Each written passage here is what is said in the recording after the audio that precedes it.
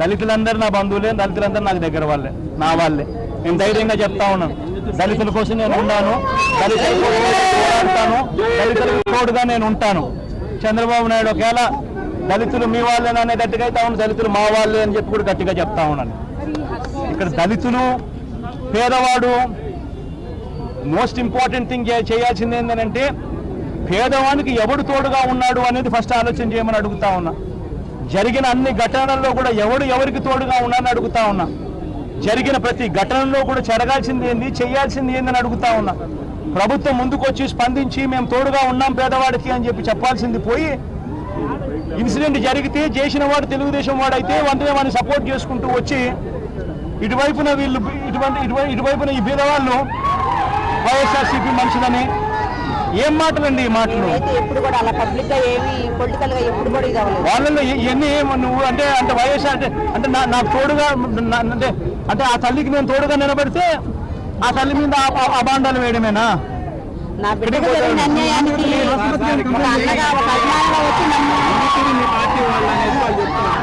నిందితుడు మీ పార్టీకి సంబంధించిన ఎందుకు వెనకేసుకొస్తున్నారు అడుగుతున్నాం కదా. అన్ని రకాలుగా ప్రభుత్వం తరపు నుంచి వీళ్ళు చేసినా చేయకపోయినామ్మా, వీళ్ళు ఏం చేసినా చేయకపోయినా మీరు బాధపడకండి. వచ్చేది మళ్ళీ మనమే. మనం వచ్చిన తర్వాత వీళ్ళందరినీ ఏరి మళ్ళీ జైళ్ళలో పెట్టించే కార్యక్రమం చేస్తాం. అది రాత్రి వరకు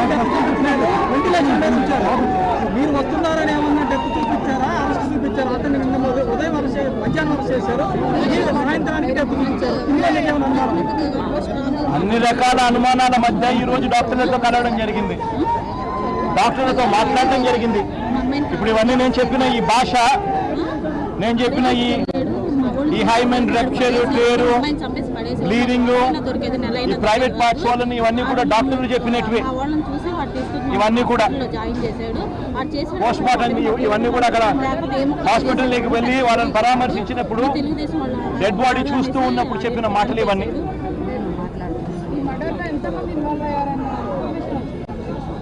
అవి పోలీసులు ఇంట్రాగేషన్లు పోలీసులు దర్యాప్తు చేయాలమ్మా సిన్సియర్గా. మొట్టమొదటిగా జరగాల్సింది చేయాల్సింది ఏమనంటే తప్పు జరిగింది అని ఒప్పుకోండి, తప్పే ఉంది. ఎందుకు వెనకేసుకొని వస్తున్నారు, ఎందుకు కాపాడుతూ ఉన్నారు? మీ వాడు తప్పు చేస్తే ఏదైనా చేయొచ్చు అనే మెసేజ్ ఎందుకు ఇస్తా ఉన్నారు? జరిగింది ఒక అన్యాయమైన ఘటన, నష్టం జరిగింది, ఒక అభాగ్యురాలకు ఘటన జరిగింది. ఆ అభాగ్యురాలి కుటుంబంతో తోడుగా ఉండాల్సింది పోయి ఏం చేస్తా ఉన్నాం మనమంతా కూడా? ఘటన జరగకోకుండా జరగలేదని చెప్పి ఈ కుటుంబానికి న్యాయం జరగకోకుండా చూసే కార్యక్రమంలో అందరూ వాళ్ళ పాత్ర పోషించడం మొదలు పెడితే ఇంకా న్యాయం ఎప్పుడు జరుగుతుంది? ప్రభుత్వం అన్నది ఏమిటి చేయాల్సింది? వాయిస్ ఆఫ్ ది వాయిస్లెస్ కింద ప్రభుత్వం ఉండాలి. ప్రభుత్వం అన్నది చేయాల్సింది ఏమిటి? మాట్లాడలేని వాని తరపున మాట్లాడడమే ప్రభుత్వం చేయాల్సిన బాధ్యత. గొంతు విప్పని వాడిని విప్పలేని మనిషి తోడుగా నిలబడడమే ప్రభుత్వం చేయాల్సిన బాధ్యత. ఇటువంటి అభాగ్యులకు ప్రభుత్వం తోడుగా లేకపోవడం అన్నది అన్నిటికన్నా దుర్మార్గం, దారుణం. మీరు రాజకీయం చేస్తూ అంటే ఇలాంటి ఘటనలు మీరు రాజకీయం చేస్తున్నారనేది వాళ్ళ వైపు నుంచి మీరు రాజకీయానికే వాడుకుంటున్నారు ఇవన్నీ. ఇలాంటి ఘటనలు నేను రాజకీయం చేస్తా ఉన్నానా? నేను ఇక్కడికి వచ్చి జరిగిన వాస్తవం మీ అందరికీ చూపిస్తా ఉన్నాను అన్నది మీరందరూ మీ మనస్సాక్షిని అడగాల్సిన విషయం. ఈ తల్లి నా పక్కనే ఉంది, ఈ చెల్లి నా పక్కనే ఉంది. వీళ్ళకు సమాధానం చెప్పాల్సిన విషయం. వీళ్ళకు తోడుగా ఎవరున్నారో అని నేను అడుగుతా ఉన్నా. వీళ్ళకు తోడుగా ఉండేందుకు ప్రభుత్వ పెద్దలు ఎందుకు ముందే రాలేదు అని అడుగుతా ఉన్నా. రాజకీయం అన్నది మీరు చేస్తూ ఉన్నారు, రాజకీయం అన్నది బాధితుల తరపున మేము నిలబడితే మేము చేస్తూ ఉన్నామని చెప్పి మా వైపును వేలెత్తి చూపించే కార్యక్రమం చేయడం ధర్మమేనా అని అడుగుతా ఉన్నా. ఈ తల్లికి తోడుగా ఉండే కార్యక్రమం, ఈ చెల్లికి తోడుగా ఉండే కార్యక్రమం, ఆ చెల్లికి తోడుగా ఉండే కార్యక్రమం, ఈ చెల్లికి తోడుగా ఉండే కార్యక్రమం ఎందుకు చేయలేకపోతున్నానని అడుగుతా ఉన్నా. ఈ ఘటనలో ఈ తల్లి తనతో పాటు తన పిల్లలు, తన భర్త అక్కడ హాస్పిటల్కి చేరుకునేసరికి అక్కడ ముగ్గురు, అంతే కదమ్మా? అతను ఉన్నాడు, అతనితో పాటు ఇద్దరు బయట ఉన్నారు, అతను లోపల ఉన్నాడు. అతనితో పాటు ఇంకా ఇద్దరు కూడా అక్కడే హాస్పిటల్లో ఉన్నారు. వాళ్ళు వచ్చినప్పుడు వీళ్ళని చూసి వాళ్ళు జారుకున్నారు. పోలీసులు ఫర్దర్ ఇన్వెస్టిగేట్ చేస్తే న్యాయబద్ధంగా అప్పుడే న్యాయం బయటకు వస్తుంది. ఎవడన్నా బుద్ధి జ్ఞానం ఉన్నాడు ఎవడన్నా దిశ బిల్లును దిశ యాప్ను ఎవడన్నా కాల్ చేస్తాడా చెప్పండి. దిశ యాప్ను దిశ చట్టాన్ని మంచి చేసే దీనిని బుద్ధున్నాడు ఎవడన్నా కాల్ చేస్తాడా చెప్పండి. ఈ బుద్ధి లేని ఈ మనిషికి, ఈ పప్పు లాంటి ఈ మనిషికి ఇంకొకరు ఎవరు తోడు అని అంటే పక్కన హోమ్ మినిస్టర్, ఆయనకు కూడా నిజంగా బుద్ధి ఉందా లేదా అని అడుగుతా ఉన్నా. ఇద్దరు కలిసి దిశ యాప్ను కాల్ చేస్తా ఉన్న ఫోటో, దిశ చట్టాన్ని కాల్ చేస్తా ఉన్న ఫోటో.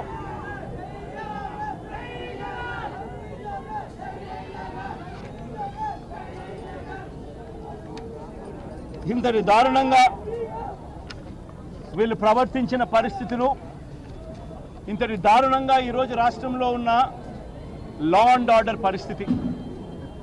ఒకవైపునేమో అక్క చెల్లెమ్మలకు చేయాల్సింది ఏది కూడా చేయకుండా చంద్రబాబు నాయుడు గారు మహిళా సమాజాన్ని నీరు కార్చాడు. అక్క చెల్లెమ్మలకు ఇస్తానన్న ఏది కూడా ఇవ్వకుండా బడులు తెరిచే టయానికల్లా అమ్మఒడి ఇస్తానన్నాడు. ప్రతి పిల్లాడికి కూడా నీకు 15,000, నీకు 15,000, నీకు 15,000, నీకు 15,000 అన్నాడు. బడులకు పంపితే చాలు పిల్లలకని. అధికారంలోకి వచ్చాడు, తల్లులకు పంగనామాలు పెట్టాడు, పిల్లలకు పంగనామాలు పెట్టాడు. సూపర్ 6, సూపర్ 7 అంటూ ఈ మాటలు చెప్పాడు. అధికారంలోకి వచ్చిన వెంటనే 18 ఏళ్ళు నిండిన ఏ తల్లైనా కూడా, 18 ఏళ్ళు నిండిన ఏ మనిషి అయినా కూడా, అంటే ఆ పిల్లల తల్లులు ఎవరు కనపడినా కూడా నీకు 18,000, నీకు 18,000, నీకు 18,000, నీకు 18,000 అని చెప్పాడు. చివరికి అది మోసం చేశాడు. ఆ ఇంట్లో పిల్లల పెద్దమ్మలు కనపడితే, అంటే ఈ వయసులో ఉన్న పెద్దమ్మలు కనపడితే, 50 ఏళ్ళు దాటిన వయసులో ఉన్న పెద్దమ్మలు కనపడితే నీకు 48,000, నీకు 48,000, నీకు 48,000 అని చెప్పాడు. దాన్ని మోసం చేశాడు. అన్ని రకాలుగా అక్క చెల్లెమ్మలకు చెప్పిన ప్రతి వాగ్దానం కూడా మోసంగా, అబద్ధంగా, ఒకవైపున అక్క చెల్లెమ్మలు నీరు గారుస్తూ పొదుపు సంఘాలకు 0 వడ్డీ కింద ఏప్రిల్ మాసంలో కట్టాల్సిన 0 వడ్డీ సొమ్మును కూడా మా ప్రభుత్వంలో ప్రతి ఏప్రిల్లోనూ కట్టే పరిస్థితి, 0 వడ్డీ కోసం పొదుపు సంఘాలకు ఇచ్చే పరిస్థితి, అది కూడా పూర్తిగా ఎగరగొట్టేసి ఇవ్వకుండా అక్క చెల్లెమ్మలందరినీ కూడా మోసం చేసి రోడ్డున పడేసిన ఈ చంద్రబాబు అక్క చెల్లెమ్మల భద్రత విషయంలో కూడా చివరికి అదే స్థానంలోకి దిగజారిపోయి అక్క చెల్లెమ్మని రాష్ట్రంలో బ్రతకడానికి కూడా ఇబ్బంది పడే పరిస్థితిలోకి తీసుకొచ్చాడు. చంద్రబాబు నాయుడు గారికి ఇప్పటికైనా నేను ఒకటే కోరుతా ఉన్నా, ఈ జరిగిన ప్రతి ఘటనలో కూడా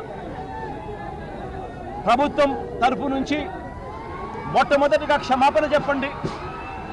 జరిగిన ప్రతి బాధితుల దగ్గరికి కూడా మంత్రులను పంపించి ప్రతి బాధితుడికి కూడా 10 లక్షల రూపాయలు ఎక్స్గ్రేషియా డబ్బిచ్చి ఇటువంటి తప్పులు ఇంకొకసారి జరగనివ్వము అని చెప్పి లంపలేసుకోమని చెప్పండి. ఈ కార్యక్రమం చంద్రబాబు నాయుడు గారు చేయకపోతే మాత్రం చరిత్రహీనుడవుతాడు.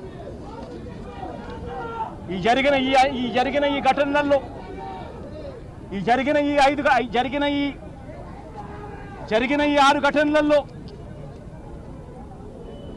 జరిగిన ఈ 6-7 ఘటనలలో వైఎస్ఆర్ కాంగ్రెస్ పార్టీ తరపు నుంచి ప్రతి బాధిత కుటుంబానికి చంద్రబాబు నాయుడు ఇచ్చినా ఇవ్వకపోయినా వైఎస్ఆర్సీపీ ప్రభుత్వం తరపు నుంచి ప్రతి ఒక్కరికి కూడా 10 లక్షల రూపాయలు ఎక్స్గ్రేషియా వైఎస్ఆర్సీపీ ప్రభుత్వం ఇచ్చి తోడుగా ఉంటుంది. కనీసం చంద్రబాబు నాయుడిని ఇప్పటికైనా సిగ్గు తెచ్చుకోమని అడుగుతా ఉన్నా. ప్రతిపక్షంలో ఉన్న మేమే ఇస్తా ఉన్నాం 10 లక్షల రూపాయలు. ప్రభుత్వంలో ఉన్న మీరు బాధ్యత తీసుకొని మీరేం చేయగలుగుతారు అని చెప్పి ముందుకు రమ్మని చెప్పి కోరుతా ఉన్నాం.